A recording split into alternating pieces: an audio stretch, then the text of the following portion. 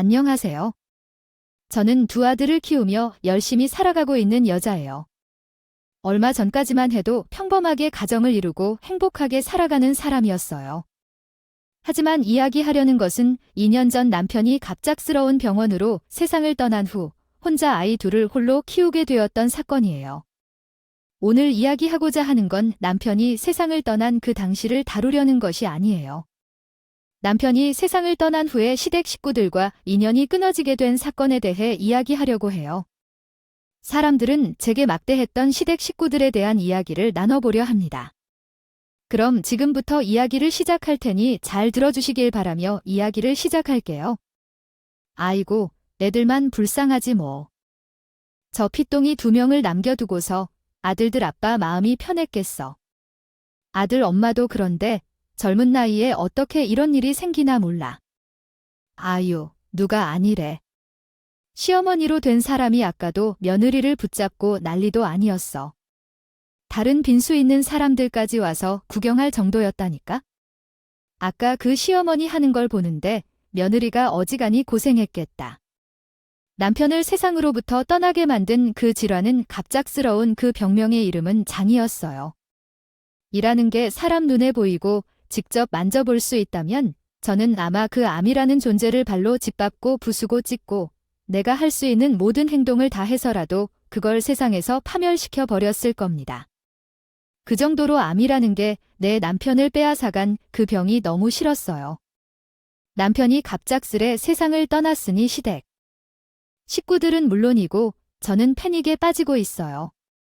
지금 있는 곳이 어디인지 영정사진에 있는 사람이 내 남편인지 현실 감각을 잃을 만큼 제정신이 아닌 것 같아요. 그런데 시어머니는 그런 저를 가만히 놔두지 않았어요. 나는 그랬기 때문에 그렇게 용띠 여자는 안 된다고 그랬었지만 아이고, 수철아, 너 때문에 여자를 잘못 만나서 명예를 가로챈 거야? 아이고, 이 놈아, 왜 엄마를 그렇게 말집을 부려서 이게 다 무엇인지 말이야? 아이야, 어떻게 해야 해? 자식이 부모보다 먼저 세상을 떠나고 다 너 때문이야. 내가 내 아들을 잡아먹은 거야? 조문객들의 대화를 듣자면 다른 빈소에 있는 사람들이 웅성거리며 몰려드는 정도로 우리 남편 빈소에서 큰일이 벌어졌어. 그래서 시어머니 때문에 그런 것 같아요. 시어머니는 제가 팔자가 세서 남편을 잡아먹은 것이라고 했어요. 저희가 결혼할 때도 시어머니가 그렇게 사주팔자를 보고 다니면서 저희 두 사람의 궁합이 맞네 그걸 가지고 시비를 걸어왔었거든요. 그리고 결정적으로 궁합이 안 좋게 나온 곳은 딱 한 곳이었어요. 그곳에서 나온 안 좋은 궁합도 그냥 둘이 결혼하면 경제적으로 넉넉하기 힘들지 않을까라는 그런 궁합 결과가 나온 것이었죠. 물론 저도 자식을 키우는 엄마 입장에서 내 자식이 나보다 먼저 세상을 떠난다는 것은 감히 상상하고도 쉽지 않은 일이에요. 그 충격으로 시어머니가 저한테 화를 낼 수 있다고 100번 1000번 양보해서 인정할 수 있습니다. 하지만 아이 말도 안 되는 억지를 부리는 건 좀 아니잖아요. 저도 선을 넘어온 시어머니에게 가만히 하지 않고 말을 했어요. 저는 그 자리에서 큰 소리를 치며 이야기했죠.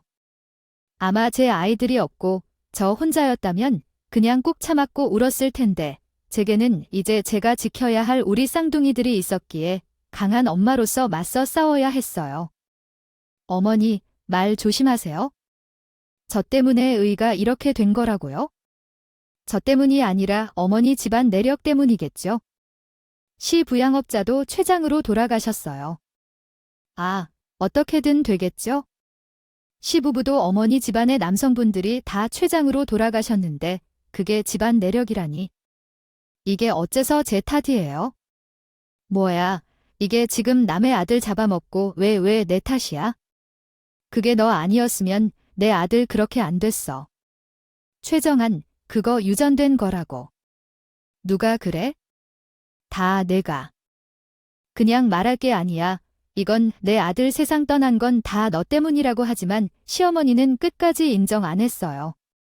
저는 제 남편이 세상을 떠나게 된 건 순전히 유전적인 병 때문이라고 생각해요. 시어머니 친정 쪽 남자분들은 다 췌장암으로 돌아가셨어요. 그게 무서워서 남편과 저는 항상 건강검진을 받았는데 그럼에도 불구하고 남편은 췌장암이 발견되고 세상을 떠났죠. 시어머니는 끝까지 다 제 탓이라고만 했어요. 어머니, 기억 안 하세요? 우리 하랑이랑 하준이가 태어나자마자 어머님이 그러셨어요. 어머니 친정분들 남자들이 다 췌장암으로 세상을 떠났으니까 하랑이랑 하준이도 어느 정도 나이가 되면 꼭 췌장암에 대해 신경 써서 건강검진 받게 해야 한다고 해요. 저한테 그런 말씀해 줬어요. 말씀하신 것은 제 어머니에 대한 것인데 왜 이렇게 되었는지요? 왜 제 잘못인가요? 어머니 탓이에요. 앞으로는 제 자식들 앞에서 넘어지거나 실수할 때 애들 아빠 얘기를 하지 마세요. 아시겠어요? 제가 소리를 지르자 시어머니는 시아버지에게 급히 가서 붙었지만 달라붙은 상대를 잘못 구한 것이었어요. 우리 멋진 시아버지 시어머니에게 편지를 쓰며 비난을 쏟아부으셨습니다. 시어머니는 자기 편인 줄 알아서 더 험담을 당했죠. 어디서 할 소리가 없어서 그런 말을 하는 건데 아이가 누구 때문에 죽었든 이제 와서 무슨 상관인지요. 죽은 아이는 당신 덕분에 편안히 눈을 감을 수 있을 것 같아요. 아이, 그만 좀 해요. 제발 좀 적당히 하세요. 당신만을 사랑하는 아들인 게 뭔가요?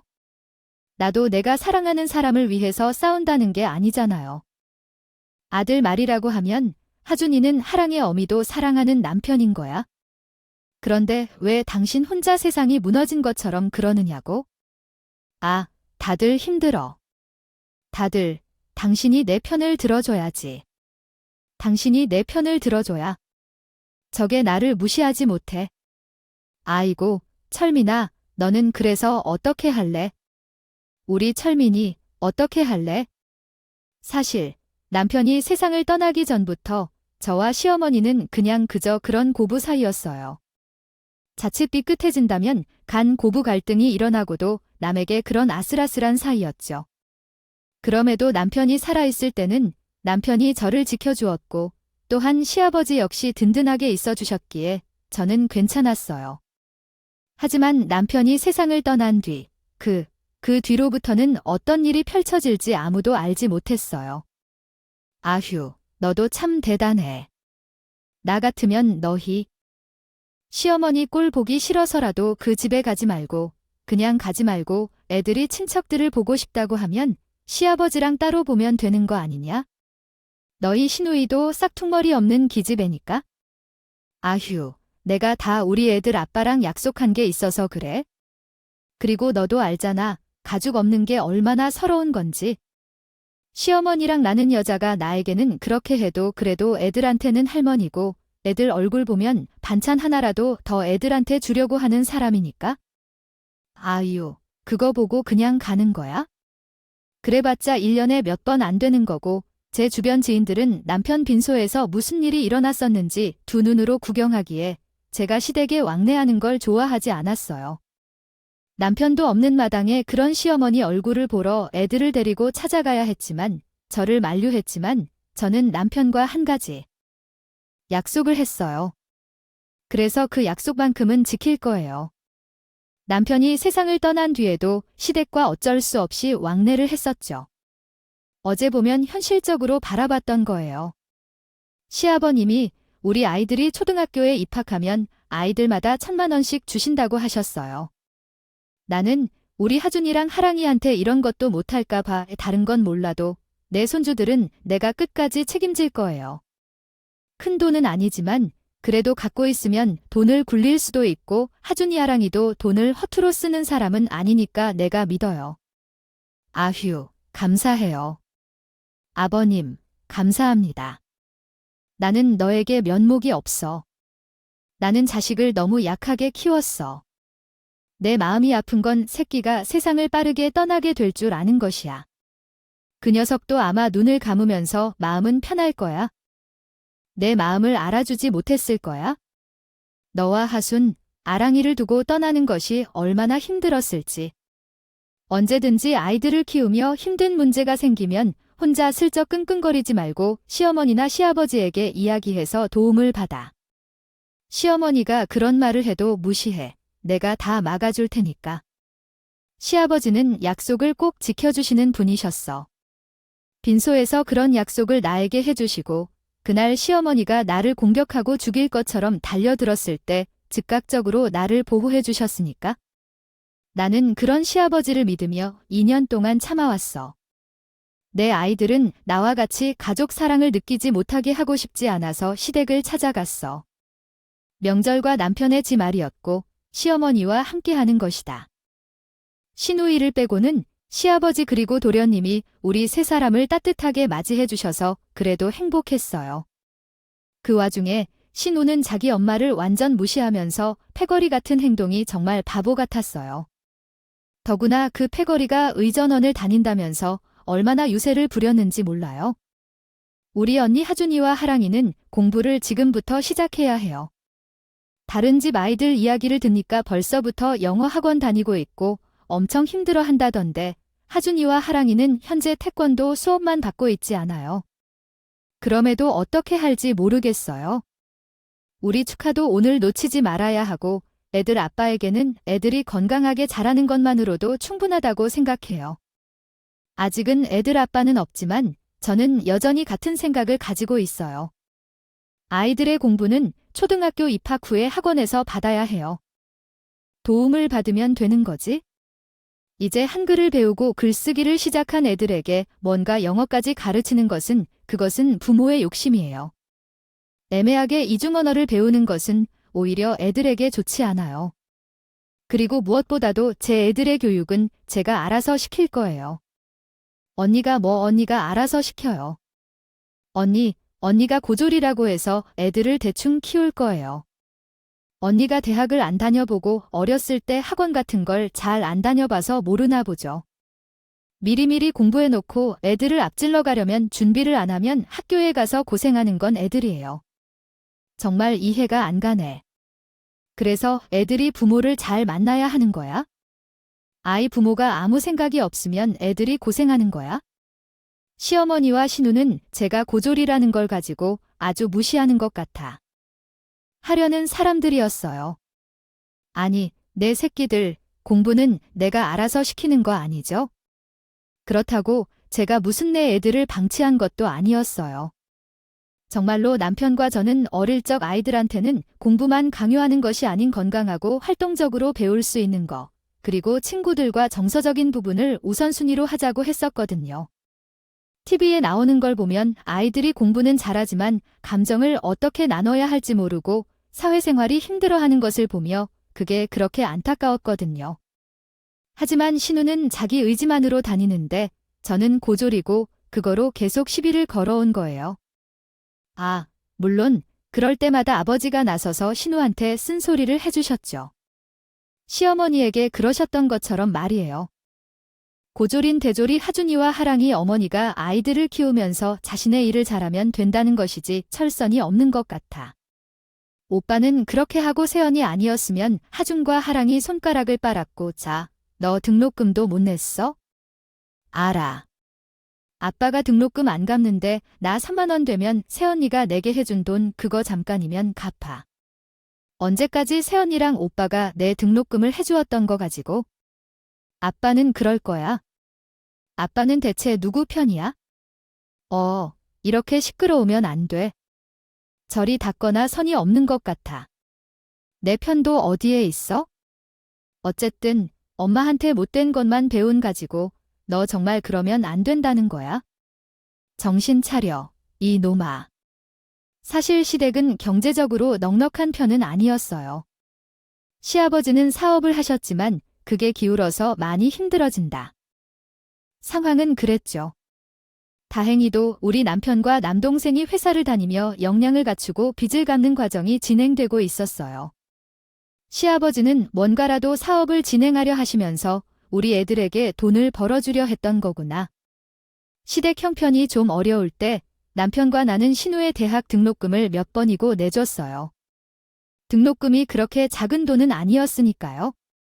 물론 고맙다는 말을 듣기 위해서 한 게 아니었지만 신우이가 그럴 때마다 내가 왜 등록금을 내줬을까 후회를 했었어요.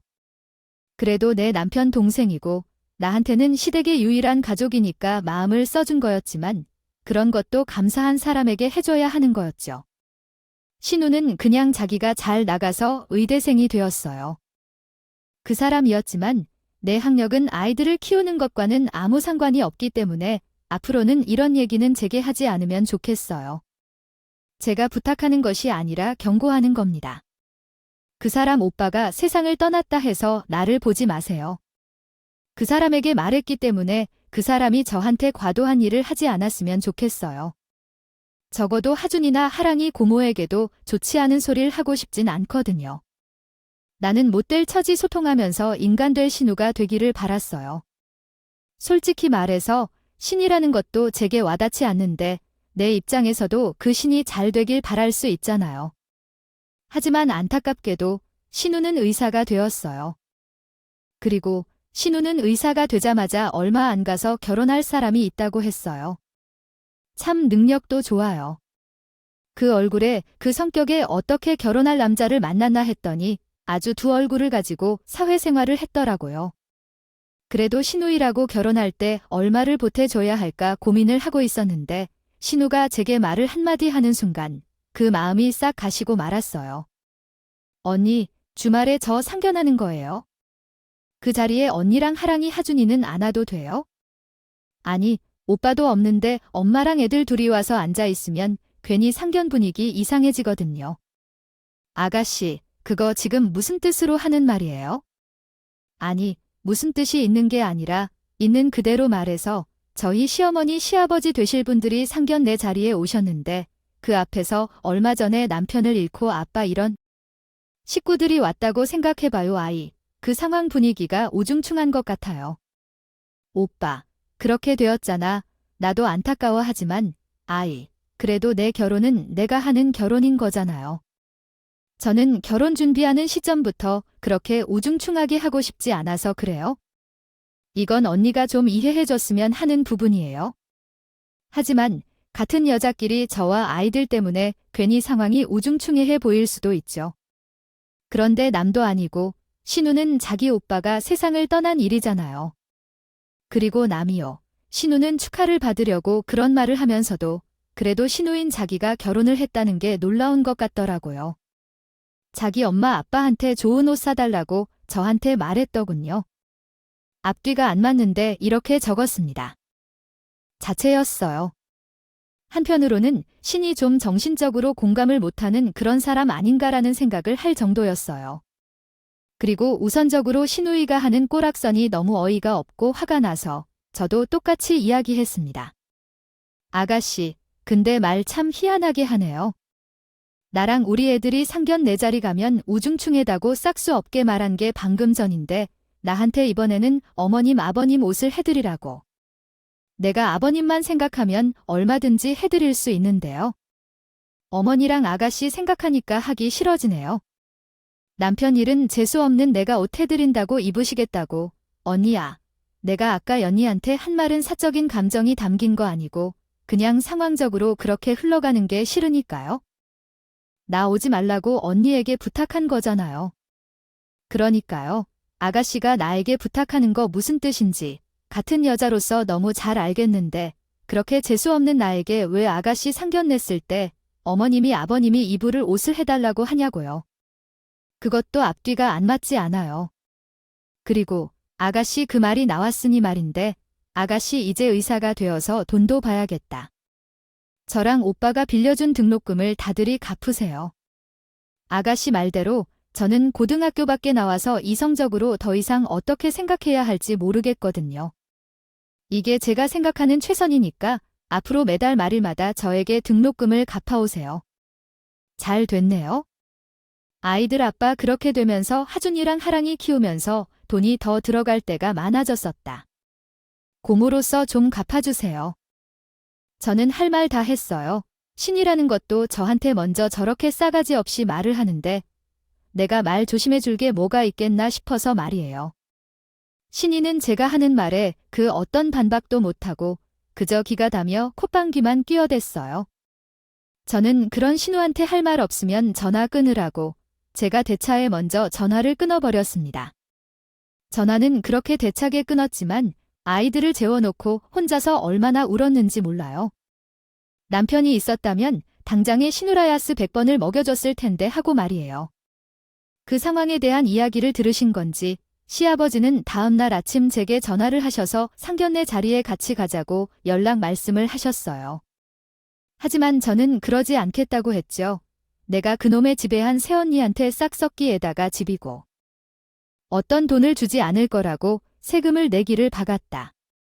다른 사람이 아니라 시아버지가 그렇게 말씀을 하시는데 그런데 아무리 생각해도 그 자리에 가서 아무렇지 않은 표정으로 앉아있을 자신이 없었어요. 그래서 시아버지에게 말씀드렸어요.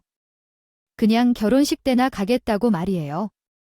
어차피 시누이가로 지금 글을 쓰면서도 생각이 드는 건데 참 웃기는 인간이 아니에요. 부정탄다 하며 죄수 없다고 하며 상견례 자리에는 오지 말라고 해놓고 또 결혼식 화동은 해달라고 하네요. 참나, 남들 다 하는 것은 다 하고 싶었던 건 있겠죠.